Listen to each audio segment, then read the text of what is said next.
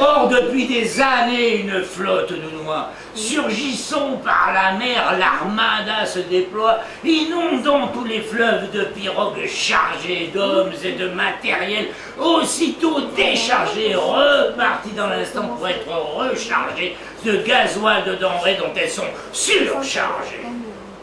Pourquoi cette ruée, cet envahissement? Eh bien, tout simplement de sacrés gisements. Oh, pas une découverte pour les mineurs français.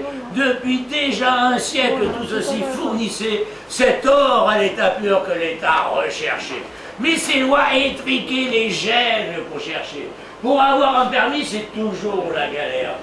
Les chercheurs clandestins, eux, ont squatté les terres. On aurait pu penser que l'administration aurait dû s'offenser de cette immixtion. Bizarre, faut croire que non, la ruée persista, polluant, saccageant, malgré tous les constats.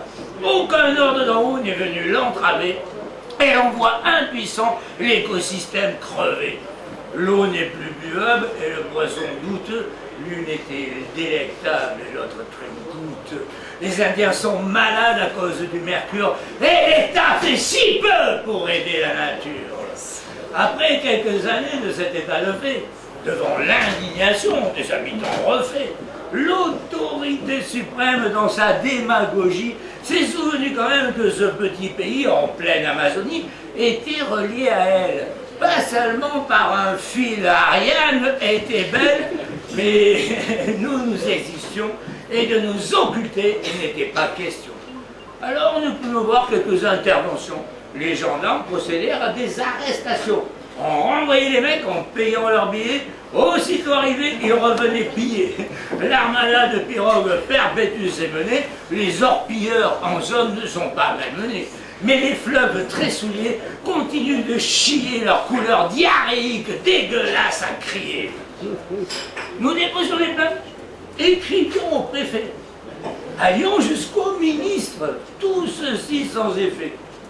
D'éviter d'implorer, tout en restant fâchés, nous observons critiques notre maréchaussée.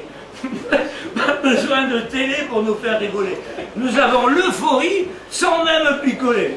Des spectacles mobiles avec des super clowns, des dessins animés plus drôles que les cartoons et des westerns comiques non, avec les tuniques bleues dans des vidéos de gags à la mort-moi le nœud.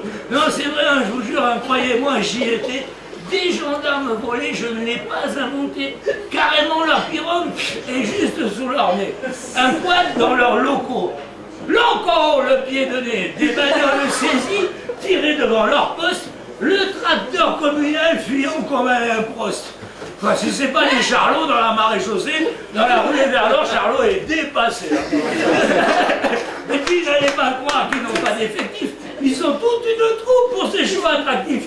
Ils viennent de métropole par d'incompétences et exhibent aux médias toute leur importance. Ils passent à la télé en jouant les héros, hein, et ils miment des assauts à leurs pilleurs zéro. Et puis ils vont raconter qu'ils distribuent leurs prises aux pauvres des contrées qui sont sous leur emprise, alors qu'ils brûlent tout jusqu'aux denrées comprises. Sans peur du ridicule, pourvu qu'on les adule, ils donnent de grands noms à leurs opérations. Anaconda, l'ONU par peur des réactions. Harpie, Oni au lieu d'être en faction. C'est vrai, je leur en veux, mais ce n'est pas pour moi. J'enrage effectivement qui représente la loi. Car si notre protection est dans de telles mains, toutes les exactions ont de beaux lendemains.